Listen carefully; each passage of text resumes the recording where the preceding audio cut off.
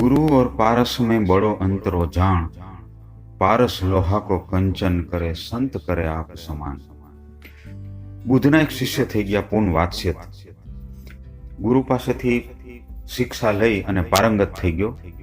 પછી બુદ્ધે કીધું કે હવે તારે મારી સાથે રહેવાની જરૂર નથી, તું લોકોને ઉપદેશ આપવા માટે નીકળી જા.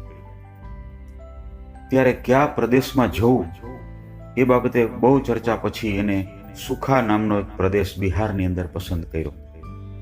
બુદ્ધે કીધું કે એ વિસ્તારમાં બહુ લોકો ખરાબ છે, તારું બહુ અપમાન થશે.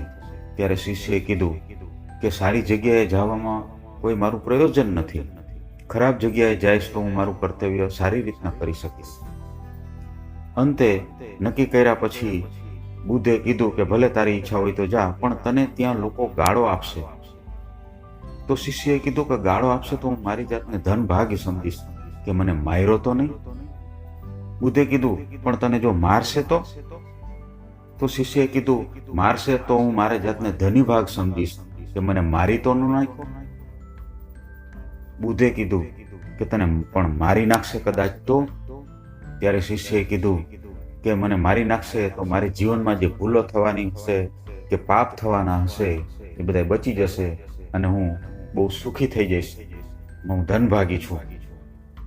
મોરલ ઓફ ધ સ્ટોરી, આપણે સ્વર્ગ અને આપણે જ નર્ક બનાવી શકીએ છીએ.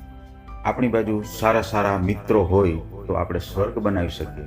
આપણી આજુબાજુ શત્રુ પેદા કરી અને આપણે નર્ક બનાવી શકીએ. It is all state of mind.